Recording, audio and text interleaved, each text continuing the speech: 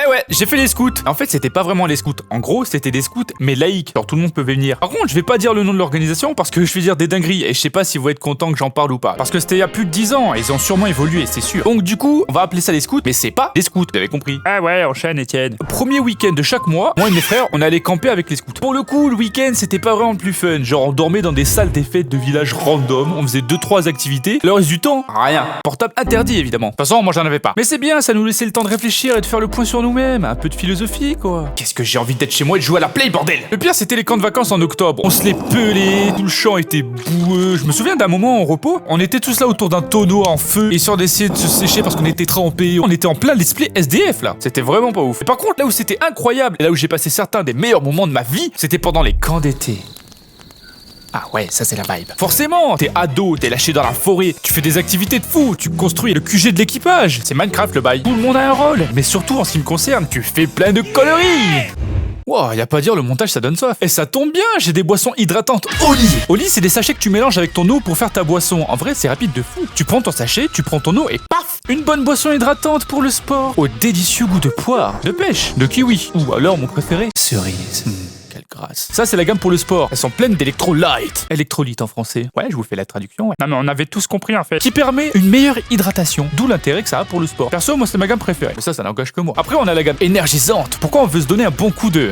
C'est des boissons énergisantes avec de la New Caf, qui est une caféine cristallisée qui dure plus longtemps que la caféine de base et qui évite l'effet de crash de la caféine normale. Et c'est sans taurine en plus. Ça, c'est bon à savoir. Là aussi, il y en a pour tous les goûts. Ouais, parce que j'ai tout testé. Petite préférence pour le Gorilla Grape. En plus, le singe sur le paquet, il est marrant. On dirait mon pote Tom quand on était en cours là, pour ceux qu'on arrive. Et pour finir, on a la gamme Ice Tea, qui m'a bien régalé aussi. On a des goûts bien doux comme pomme verte ou pêche. Car moi, je me donne envie là. Et en plus, cette gamme est pleine de vitamines et d'antioxydants. C'est ça, quoi. En plus, perso, je kiffe vraiment leur direction artistique. Genre, par exemple, le style des sachets, il tue sa mère. Tellement que j'avais fait un tableau, regarde. En vrai, c'est stylé, hein. Moi, je trouve que ça rend bien. Bref, s'il y a plein de goûts qui vous donnent envie, ou si vous savez pas lesquels prendre, ça tombe bien. Il y a une offre découverte avec plusieurs goûts assez connus et d'autres un peu plus underground. Et en cliquant sur le lien dans la description ou dans les commentaires et avec le code LEO5, vous avez 5% de réduction sur votre première commande. Et si c'est pas la première fois que vous commandez, vous pouvez avoir 10% de réduction avec le code LEO. Ah, ça tue, hein. Allez, maintenant que je vous explique, je vais boire.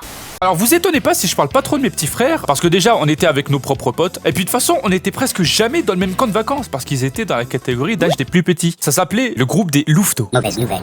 Ouais, ça fait un peu un Inde américain, hein, proche de la nature, calumet de la paix, tout ça, tout ça. Et ben, c'est parce que c'était le cas en fait. Les adultes qui s'occupaient de nous, on les appelait les respos, parce qu'en théorie, ils étaient responsables. On avait l'impression d'être dans une fac de L. C'était soit des babos style Annick, très sympa par contre, vraiment des crèmes. Soit des teufeurs, fallait leur parler assez fort. Et il y avait même un SDF. Lui, j'avoue, il était un peu bizarre. Parce que quand il était vénère, en fait, il partait tout seul parce que sinon il voulait taper tout le monde. Moi, j'avoue, j'avais une grande gueule. Du coup, je me suis dit, instinct de survie, ce mec, je vais essayer d'éviter au maximum les interactions avec lui. Ou alors de loin avec un bâton, tu vois. Histoire de pas me faire encastrer dans le sol. Et ça a marché parce que je me suis jamais fait encastrer. Par lui. Je dis par lui parce que j'ai eu un petit problème dans ce domaine à un moment. Quand j'ai commencé ces scouts, j'avais 11 ans. Et c'est une des quelques fois où ma grande gueule m'a mis dans la merde. En fait, dans ces scouts, on était groupés par équipage. C'est des équipes avec qui tu manges, dors. C'est un peu ta team, c'est un peu ton district dans Hunger Games. Et ce moment, je me souviendrai toujours parce que c'est le moment où j'arrêtais d'être un enfant. Dans cet équipage, on était juste 3. Il y avait moi, j'avais 11 ans, et 2 mecs d'environ 16 ans. On va les appeler Loïc et Thomas. À ce moment-là, on était en totale autonomie. Du coup, Loïc faisait à manger. Et là, les steaks hachés, je sais pas pourquoi ils explosent. Et ça envoie une bonne grosse goutte d'huile bien bouillante dans l'œil de Loïc. Forcément, il a crié de douleur. En même temps, sa rétine, elle était en train de cuire comme un œuf au plat. Normal qu'il ait mal. Mais moi, je suis un petit décolleur. Je suis toujours prêt à décoller. Immédiatement, je dis, oh, recule-toi, Thomas, il a une vision.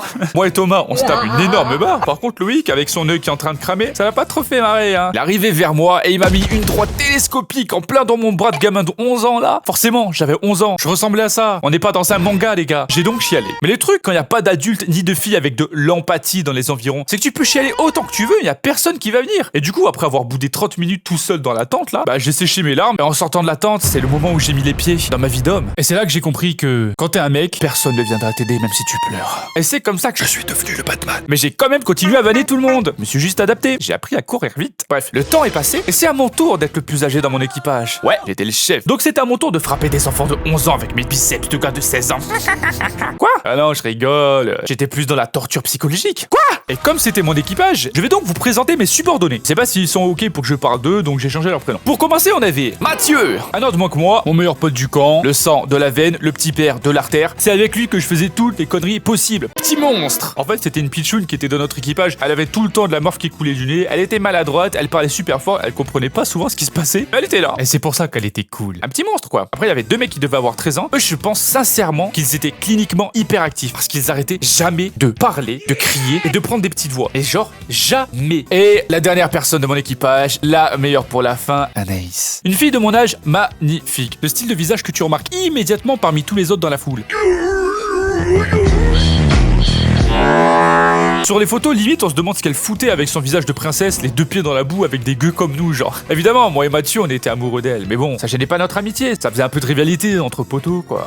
Je vous ai dit que c'était assez reggae là-bas, assez rasta, assez dentifrice à la terre là. Et ben les toilettes aussi, parce que c'était des toilettes sèches. Pour ceux qui connaissent pas, c'est un gros bac enterré avec plein de copeaux de bois et dès que t'as fini de faire ton truc, au lieu de tirer la chasse, tu balances d'autres copeaux de bois. En vrai, les premières fois c'est rigolo. Pour pisser, j'y allais pas. Hein, c'est normal, je suis un mec, je suis dans la forêt, je dois marquer mon territoire sur tous les arbres, c'est la règle. C'est pas les chiens qui font ça. Par contre, pour caguer, c'était vraiment pas ouf. Hein. Ça cache pas très bien les odeurs. Hein. C'est un peu un cimetière de caca. Sachant qu'en plus chaque jour, tout le monde ajoute sa pierre à l'édifice, si vous voyez ce que je veux dire. Donc bon, pas ouf, pas ouf. Donc forcément, à force, bah je tente des trucs. Par exemple, je l'ai déjà fait dans la rivière, c'était marrant, j'avais l'impression d'être un sioux, je ne faisais qu'un avec la nature. Encore une bonne raison pour ne pas boire l'eau que vous trouvez dans les rivières, hein, voilà. Ou alors faut vraiment être tout en haut, c'est-à-dire plus haut que moi. C'est pas ma faute, j'étais revenu à l'état sauvage les gars. Bon, je l'ai fait qu'une fois, rassurez-vous. Et puis après, bon bah c'est parti en couille. Tous les jours je caguais d'une façon différente. Ah bah t'as pas internet, hein, tu trouves d'autres moyens de t'amuser, hein. Mon cagage le plus spectaculaire c'était à minuit. Avec Mathieu, après le couvre-feu, on était parti du camp, histoire d'explorer un peu. Faut savoir que le camp, il était vraiment perdu, nulle part au milieu de la France. Et d'un coup j'ai vu un arbre énorme, tu vois, au clair de lune, et j'ai fait, c'est celui-là, mec. Mathieu me regardait et me disait, mais Léo, de quoi tu parles?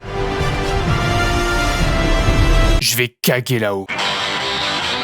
Donc j'ai grimpé, j'étais genre à 7 mètres du sol, et j'ai cagué comme un avion de combat qui lâchait une bombe. Comme t'es haut, il y a un délai avant que ça touche le sol. Qu'est-ce qu'on s'était marré avec Mathieu. Vraiment deux abrutis, heureusement que personne n'était passé par là avec une lampe torche, hein, parce que des fois les respos dans la nuit, ils voyaient des animaux. Imagine si là il y en a un qui passait et qui entendait du bruit, qui allume sa lampe torche, et... Alors je peux tout expliquer. Je suis tombé sur ma merde, au secours! Rodrigue, et je flex bien fort. Je veux pas faire le mec, mais regarde le score. Ça geek, comme un gros porc. J'appelle Mago et je vais faire du sport.